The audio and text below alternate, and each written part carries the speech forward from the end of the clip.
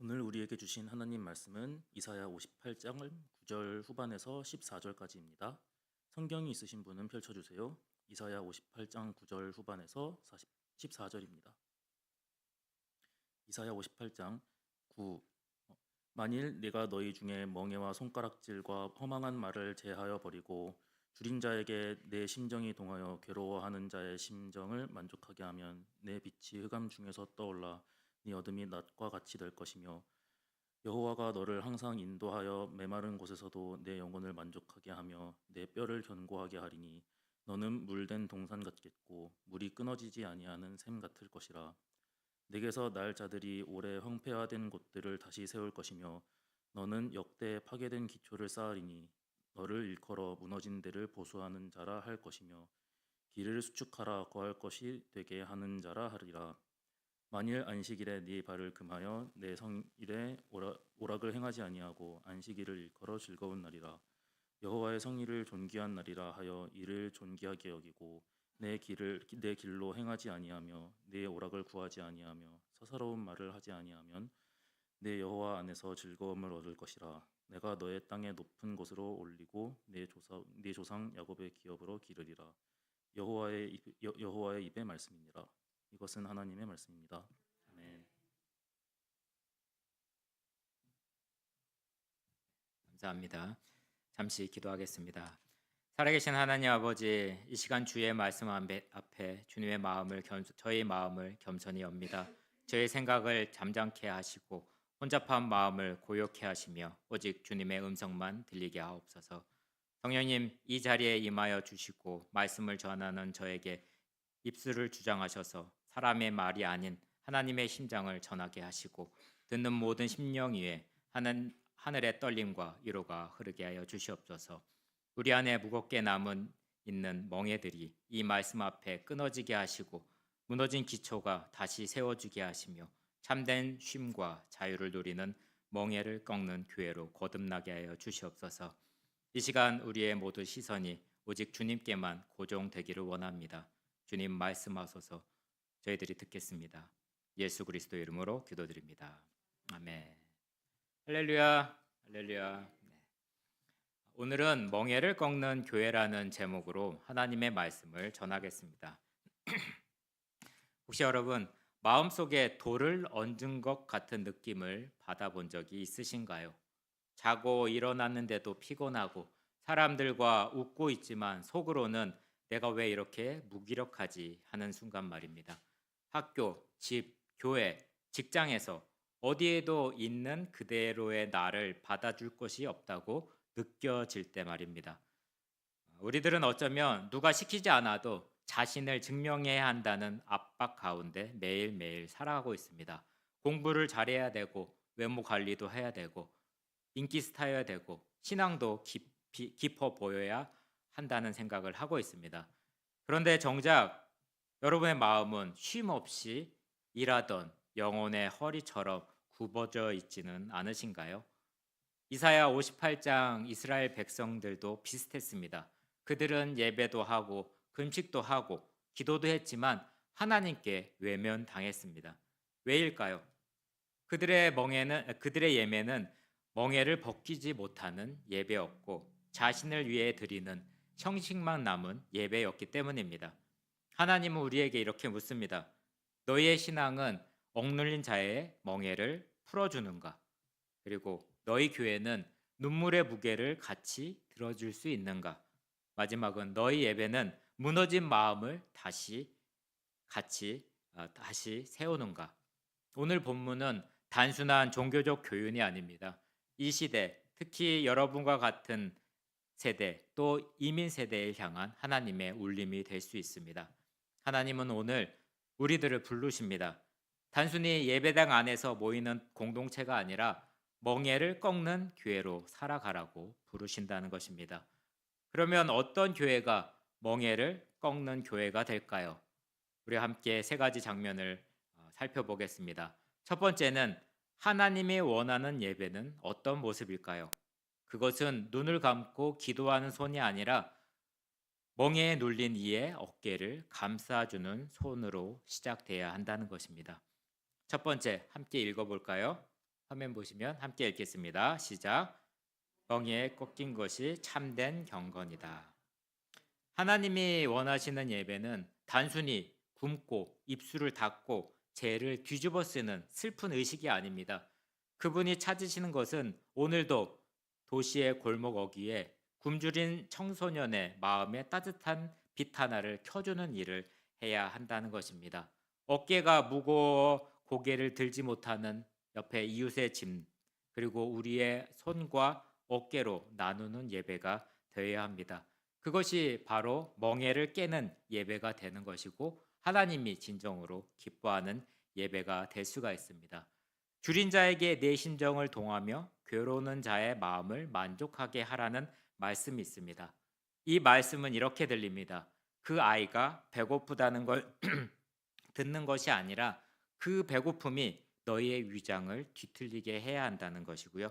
그 아이가 외롭다고 말하고 고개를 끄덕이는 것이 아니라 그 외로움이 너를 울게 해야 한다는 것입니다.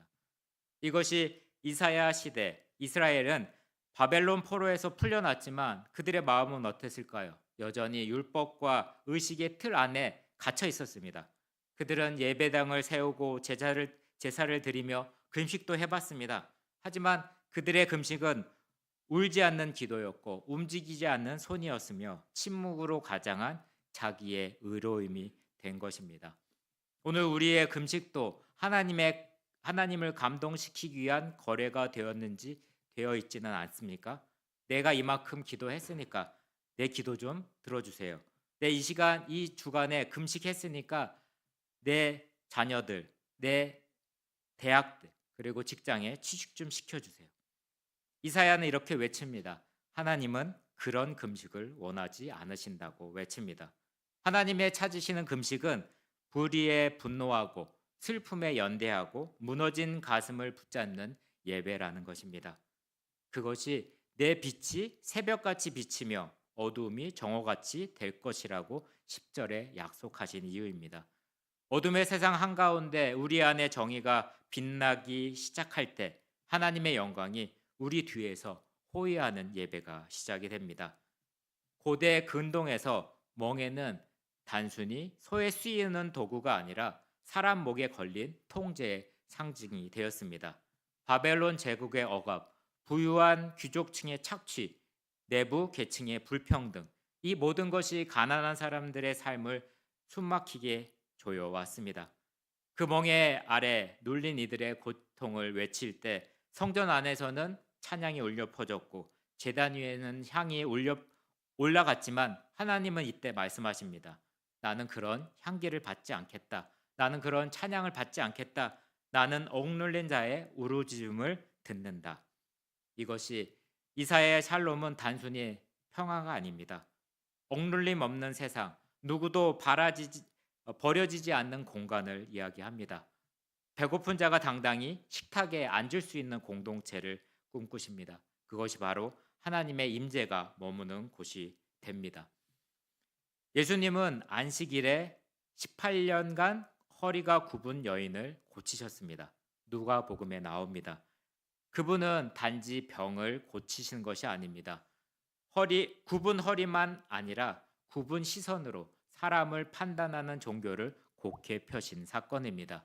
그 사건을 지켜보던 회당장의 얼굴은 붉어졌고 예수님은 그 멍에를 꺾으셨습니다. 율법의 멍에, 형식의 멍에, 그 다음에 사람을 속박하는 경건의 틀을 찢으신 것입니다. 이에 야고보는 그의 정신을 이어받아서 말합니다. 하나님 앞에서 정결한 경건은 고와 과부, 다시 말해 가장 사회적으로 취약한 자들과 함께 하는 것이라고 이야기합니다. 경건은 조용히 눈을 감는 순간이 아니라 고개를 들어 이웃을 바라보는 그 순간에 피어날 수 있습니다. 예배당 안에서 아무리 찬양을 열정적으로 불러도 예배당 문을 나가는 굶주린 친구의 이야기, 전화의 이야기를 무시한 채 시간 없다 핑계로 외면한다면 그것은 촛불을 들고 그 빛을 검은 천으로 쌓는 것과 같습니다. 예배는 우리가 들고 있는 촛불을 거리로, 식탁으로, 전화, 문자, 연락으로 가져가는 행위가 된다는 것입니다. 예배는 노숙자에게 따뜻한 밥 한 끼가 되고 시험 앞에 불안에 떠는 친구, 자녀, 다른 사람들에게 너는 혼자가 아니라고 위로를 하는 말이 됩니다. 예배는 세상을 바꾸는 일이 아니라 내 눈빛과 말투부터 바꾸는 일로 시작이 됩니다. 한번 읽어볼까요? 참된 예배는 함께 읽겠습니다. 시작.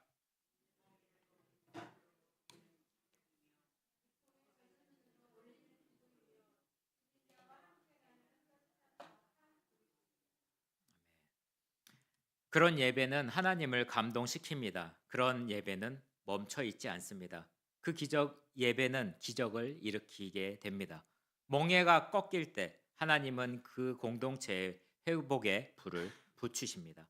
두 번째로 넘어가겠습니다. 화면을 보시고 함께 두 번째 읽어보겠습니다. 시작. 무너진 기초를 다시 세운다. 멍에를 꺾는 교회. 눈물의 골짜기를 지나는 이들의 손을 잡아 일으키는 공동체가 되어야 합니다. 하나님은 그런 교회에 쉼과 물과 뼈와 뿌리를 주시고 마침내는 무너진 세대를 다시 세우는 은혜로 이끄십니다. 무너진 벽돌 틈에 남겨진 절망의 그 먼지들, 기도와 사랑으로 하나씩 채워가는 넣는 사람들, 그들이 바로 하나님께 사용하는 재건의 사람들입니다. 여호와가 항상 너를 인도하시리니 메마른 곳에서도 내 영혼을 만족하게 하며 내 뼈를 견고하게 하시리라. 이 말씀은 마치 사막을 걷는 이에게는 한 병의 생수와 같은 약속이 됩니다. 한 번의 예배, 한 번의 격려, 한 준의 따뜻한 손길이 누군가의 메마른 마음에 살아 숨쉬는 희망이 될 수 있다는 사실입니다. 하나님은 바로 그런 교회를 통해서 세상의 폐허 위에 새로운 설계도를 그리십니다. 내가 오래 황폐되었던 곳을 다시 세우리라. 이 말씀은 무너진 도시에만이 아닙니다. 무너진 믿음, 무너진 관계, 무너진 세대를 다시 일으키겠다는 하나님의 선언입니다. 우리는 모두 불안정한 미래의 잿더미 속에서 살고 있습니다. 본인들도 그렇고 자녀들의 취업, 연애, 결혼, 신앙도 확신이 아니라 불확실한 상태로 존재합니다. 그들이 묻습니다. 이 세상에서 나는 정말 다시 세워질 수 있을까? 내 마음의 잔해 위에 하나님은 무엇을 지으려고 하실까? 그 질문에 대한 하나님의 대답이 바로 오늘 이 본문입니다. 너는 무너진 기초를 다시 쌓는 자가 될 것이다. 너희 무너진 세대의 다리가 되고 벽돌이 되며 빗줄기가 될 것이다 말하고 있습니다. 하나님의 이스라엘 백성은 바벨론에서 귀환했지만 눈앞에 펼쳐진 현실은 무엇일까요? 성전이 제대로 남아 있었나요? 무너진 성전이 있었고 거기에는 잿더미 같은 예루살렘 성벽이 있었습니다. 하지만 하나님의 언약은 무너진 것 같고 민족의 정체성은 산산조각 난 듯 보였습니다. 하지만 하나님은 그들에게 왔다면 그것을 다시 세우라고 명령하십니다. 한번 PPT를 보시겠습니다. 성전과 성벽은 건축물이 아니라 존재의 상징입니다. 오늘날 우리에게 그것은 무너진 가정의 울타리가 되고요. 신뢰를 잃은 교회, 공허한 관계의 공동체, 더는 기도하지 않는 청년의 마음이 될 수 있습니다. 그때 하나님은 이렇게 말씀하십니다. 나는 다시 세우는 하나님이다. 너희는 나의 공사장에 초대된 동역자들이라 이렇게 말씀하고 있습니다. 초대교회는 멋진 건물을 갖췄던 것도 완벽한 프로그램도 없었습니다. 하지만 서로 부족함을 채워주는 공동체가 있었습니다. 그들은 밥을 같이 먹고 함께 기도하며 또한 함께 일어났습니다. 오늘날 교회가 다시 빛을 발하려면 예배당 안에서 조명보다 이웃의 삶 가운데 비추는 예배의 빛이 먼저 비춰야 된다는 것입니다. 집을 다시 짓는 건 쉬운 일이 아닙니다. 특히 누군가의 마음을 다시 짓는 일은 더 어렵습니다. 하지만 교회는 바로 그런 보이지 않는 폐허 위에 보이지 않는 벽돌을 쌓는 사람들입니다. 누군가는 자살 직전에 한 통의 메시지를 통해 누군가의 절망 속에 기도해 줄게라는 말 한마디를 통해 무너졌던 삶이 다시 세워졌다고 고백이 됩니다. 교회는 마음의 벽돌이 어긋난 이들을 붙잡아 주는 하나님의 손길입니다. 우리의 각 사람은 기초를 다지는 손, 균형을 맞추는 그 영혼, 또한 기둥을 들어올리는 기도자가 되어야 합니다. 우리는 영적 재건 공동체, 다시 말해서 희망의 시멘트를 바르는 하나님의 공사장 일꾼이 드립니다. 화면을 한번 같이 보면서 읽겠습니다. 네, 읽겠습니다. 시작. 멍에를 꺾는 교회는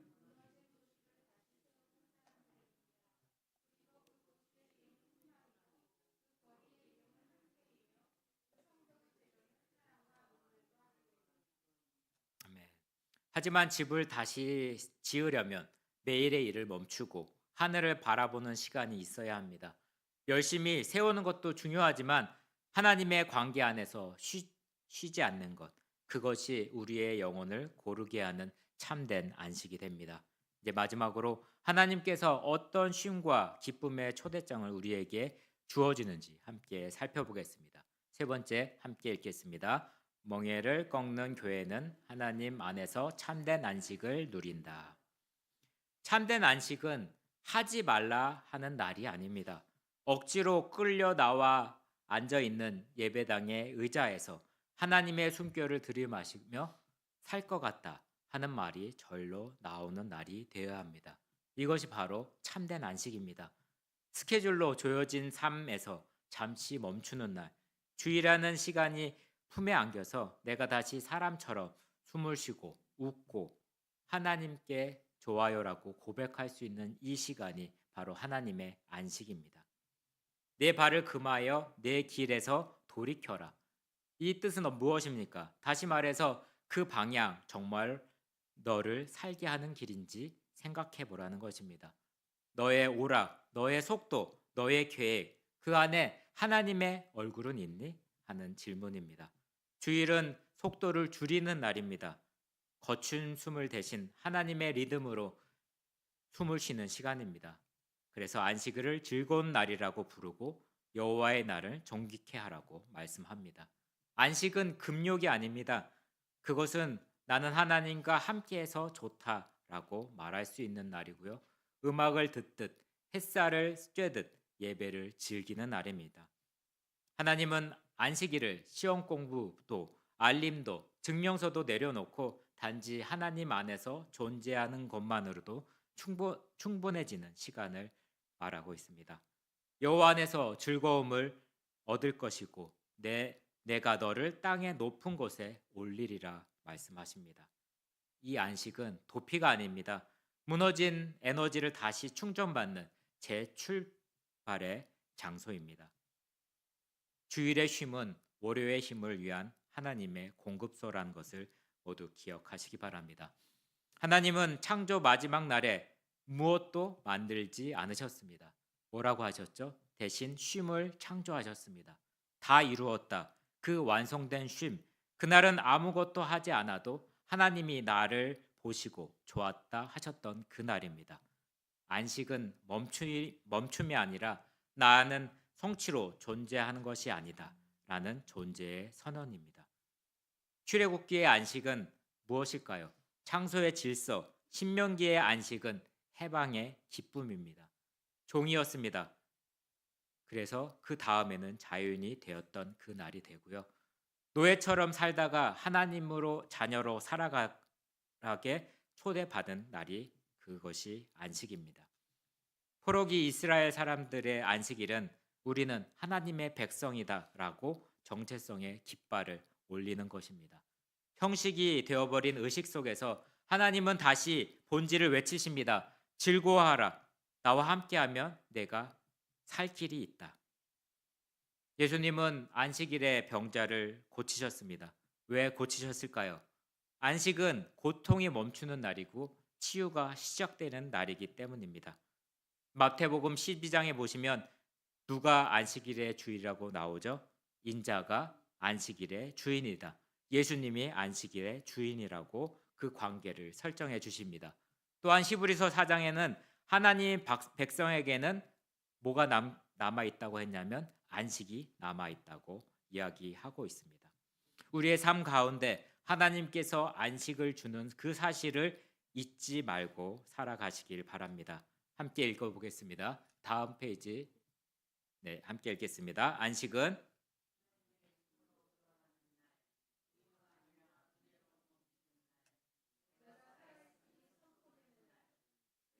세상 속의 사명을 감당할 힘을 다시 공급받는 날입니다.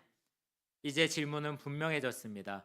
여러분의 주의를 버텨내는 하루로 살고 계십니까? 아니면 하나님을 기뻐하는 날로 누리고 있습니까? 우리가 안식 안에서 머물기를 시작할 때 우리는 다시 살아납니다. 다시 세워집니다. 그리고 다시 멍에를 꺾는 교회의 모습이 됩니다. 이제 허리를 펴고 걸어갑시다. 세상의 멍에에 눌리지 않고 하늘의 쉼을 등에 업고 하나님이 우리를 땅의 높은 곳으로 이끄실 것입니다. 또한 기쁨으로 자유로 안식으로 이끄실 것입니다. 우리가 함께 하나님은 당신에게 묻습니다. 당신은 지금 어느 멍에 아래 있는가? 그리고 당신은 오늘 누군가의 멍에를 꺾을 수 있겠는가 하는 말씀을 하고 있습니다. 당신의 눈물은 예배의 시작이 될 수 있습니다.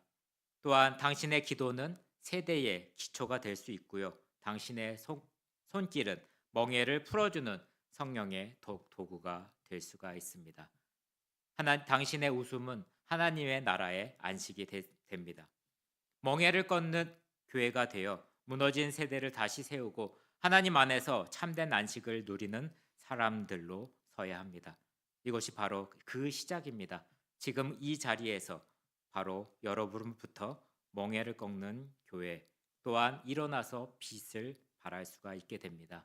이 시간 함께 통성으로 기도하면 좋을 것 같습니다. 화면에 기도 제목이 있습니다. 함께 보시고 같이 기도하면 좋을 것 같습니다. 함께 기도하겠습니다. 주님, 저희 안에 여전히 끊기지 않는 멍에가 있다면 지금 이 시간 주님의 손으로 끊어주옵소서. 비교의 멍에, 두려움의 멍에, 완벽해야 한다는 압박의 멍에, 정신만 남은 신앙의 멍에, 이 모든 것을 주님 앞에 내려놓습니다. 주님, 무너진 기초 위에 다시 기도를 쌓게 하소서. 무너진 관계 위에 다시 용서를 놓게 하소서. 식어버린 마음 위에 다시 은혜를 채워주소서. 주여 삼창하시고 동성으로 함께 기도하겠습니다. 주여, 주여, 주여. 하나님 아버지 감사합니다. 오늘 시간 가운데 안식을 잃어버린 저희들 주의를 다시 기쁨으로 회복시켜 주시고 숨을 고르게 하시고 눈을 들어 주님의 임재 앞에 다시 숨쉬게 하여 주시옵소서. 주님, 이 교회를 멍에를 꺾는 교회로 세워주시고 또한 무너진 세대를 품고 다음 세대를 일으켜 주시옵시고 세상 속에서 하나님의 힘과 회복을 흘려보내는 하나님의 복된 교회가 될 수 있도록 하여 주시옵소서. 주님, 이제 걷겠습니다. 멍에 대신 주님의 빛을 들고 다시 세워지는 교회로 안식 안에서 숨기는 공동체로 주님 앞에 함께 걷기를 소망합니다. 주님 함께하여 주시고 멍에를 꺾는 우리의 삶 가운데 멍에를 꺾는 교회가 될 수 있는 주님 축복하여 주시옵소서. 주님이 주시는 그 뜻이 우리 교회 가운데 임하게 해주시고 가정 가운데 개인 성도의 삶 가운데 일어날 수 있도록 주님 축복하여 주시옵소서.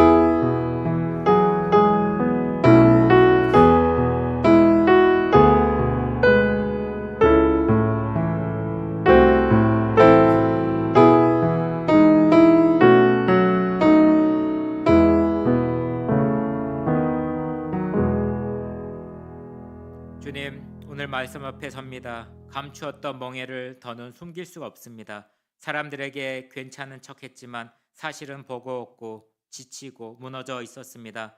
주님, 저희들의 어깨를 걸려있던 멍에를 이제 주님 앞에 내려놓습니다.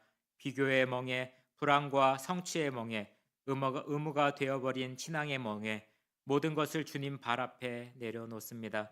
주님, 저희의 무너진 마음의 기초를 다시 세워주시고 잃어버린 기도의 자리, 잊혀진 찬양의 노래, 식어버린 사랑의 감정 위에 다시 주님의 숨결을 부어 넣어 주시옵소서. 주님, 저희 다시 교회가 되기를 원합니다. 벽이 아닌 품이 되게 하시고 규칙이 아닌 위로가 되게 하시고 억눌림이 아닌 자유를 전하는 멍에를 꺾는 공동체가 되게 하여 주시옵소서. 이제 주일은 저희에게 하나의 의무가 아니라 살아있다는 숨을 확인시키는 날이 되게 해주시고 주님 안에서 쉬고 주님 안에서 웃고 주님 안에서 다시 걷게 하여 주시옵소서. 주님, 복음 감리 교회를 사용하여 주시옵소서. 무너진 세대를 다시 세우는 교회, 굽은 허리를 펴게 하는 교회, 안식과 기쁨이 흐르는 복음 감리 교회가 되게 하여 주시옵소서.